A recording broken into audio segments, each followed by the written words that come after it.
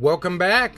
I want to thank you for joining me on yet another adventure. This time we're continuing our time in the beautiful Peach State of Georgia, making our way to Jekyll Island to check out the Horton House Ruins, which happens to be Georgia's oldest house, built in 1743. The Horton House is free to whomever wants to see or explore the site. However, if you want to come to beautiful Jekyll Island, it does cost to visit, a small sum of $10, which in my opinion is well worth the small fee. Now let's get exploring. But I got a question. Are you ready? Ready to go off the beaten path and check out the Horton House? Follow me.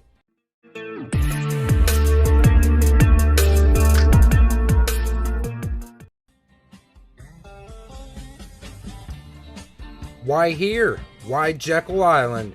Often in my travels I contemplate, why did history unfold here, and for what reason? Let's attempt to answer that today.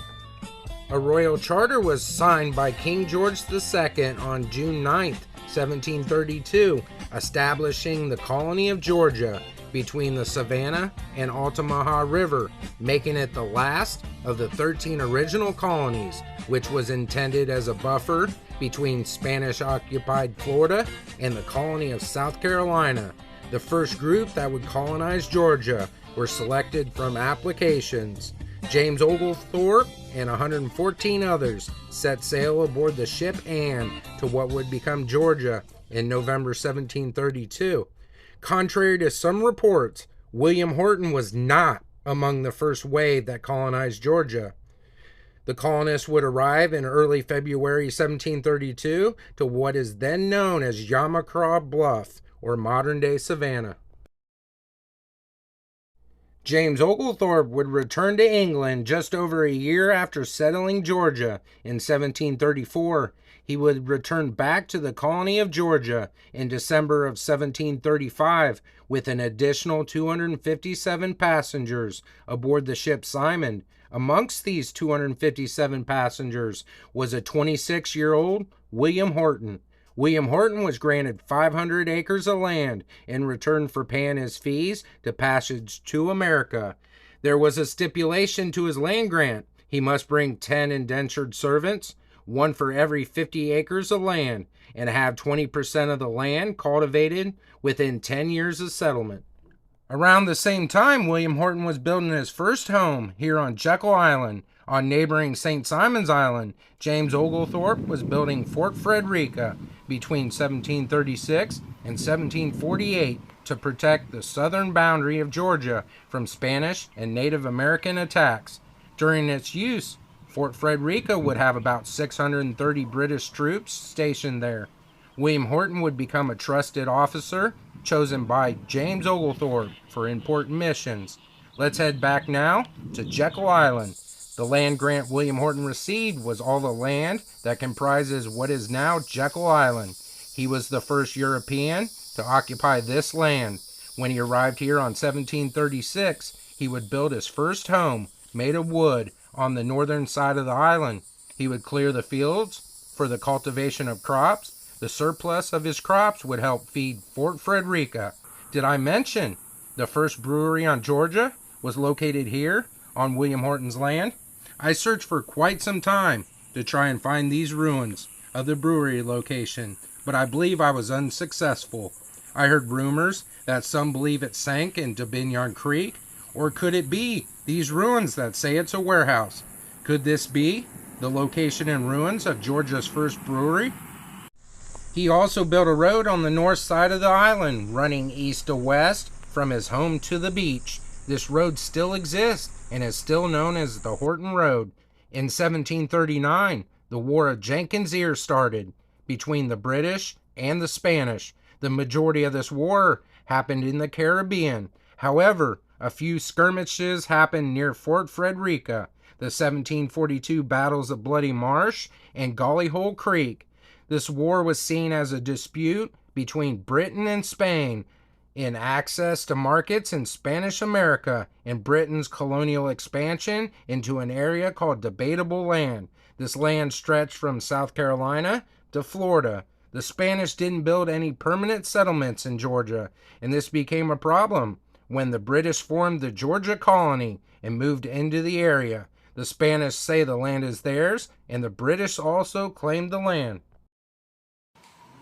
In 1740, William Horton would achieve the rank of captain in Oglethorpe's army, and 2 years after that, in 1742, he would obtain the rank of major. Now down this way is the old military road, which was a critical link between Fort Frederica and Fort St. Simons. On July 7th, 1742, Frederica's defenders marched down this road and encountered the Spanish grenadiers, which they would defeat the Spanish at the battles of Gully Hole Creek and Bloody Marsh. These battles were for the control of St. Simon's Island. The British fortifications at Fort Frederica and Fort St. Simons, and the strategic sea routes of this area. The key victories on this day for British forces drove away the Spanish out of the colony of Georgia. After the Battle of Bloody Marsh, a defeated Spanish landed on Jekyll Island and burnt William Horton's home to the ground. When James Oglethorpe left Georgia to England in 1743, William Horton succeeded him as the commander of the military forces for the colony of Georgia. 5 years later, William Horton died in 1748.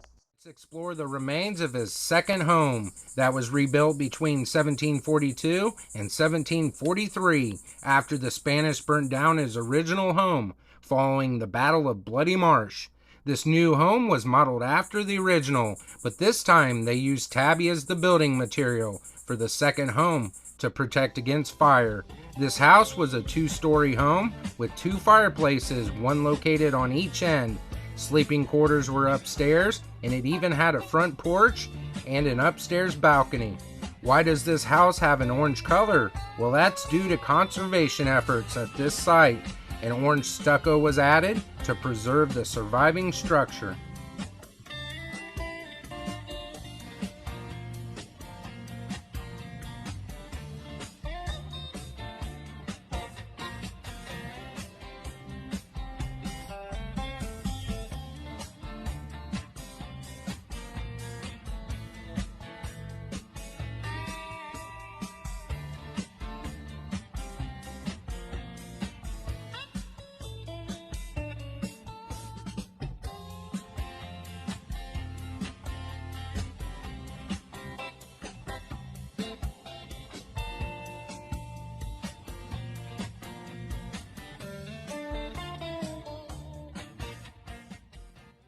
Now let's head across the street and explore the next chapter of this story, the arrival of the Deignans. Who were the Deignans? The patriarch Kristoff Deignan was a French aristocrat, sea captain, and entrepreneur. It was during the American Revolution. He was part of a naval force that captured many British ships, resulting in his increased wealth. The Deignans' life of luxury would not last in France due to the impending French Revolution. The Deignans were supporters of Louis XVI. He would travel with his family to Georgia aboard his ship Sapelo in 1792 and became an investor in the Sapelo Company. The Sapelo Company was an organization that operated Sapelo Island as a cotton and beef plantation. Deignan and his family would live on Sapelo Island until he purchased Jekyll Island in 1794, when he sold his assets in the Sapelo Company.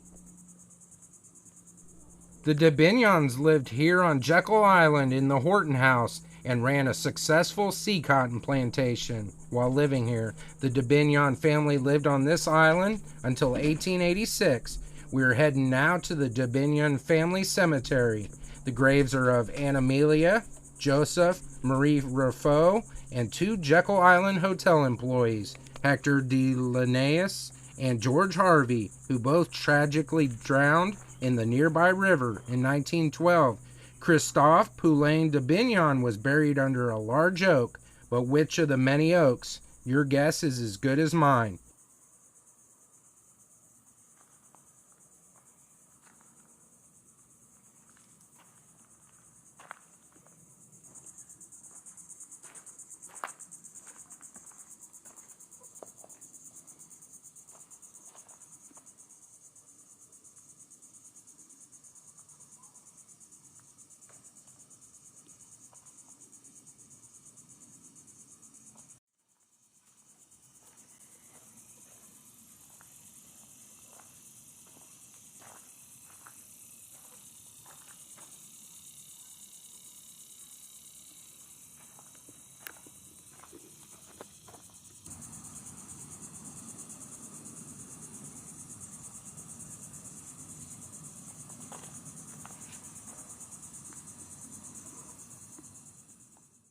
What an amazing time exploring the Tabby ruins of William Horton's home and walking in the footsteps of Georgia's oldest home and first brewery.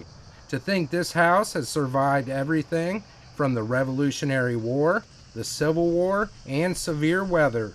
If you enjoy ruins or just places off the beaten path, make sure you head to Jekyll Island and check out the Horton House Ruins. I want to thank you all for watching. Until the next one.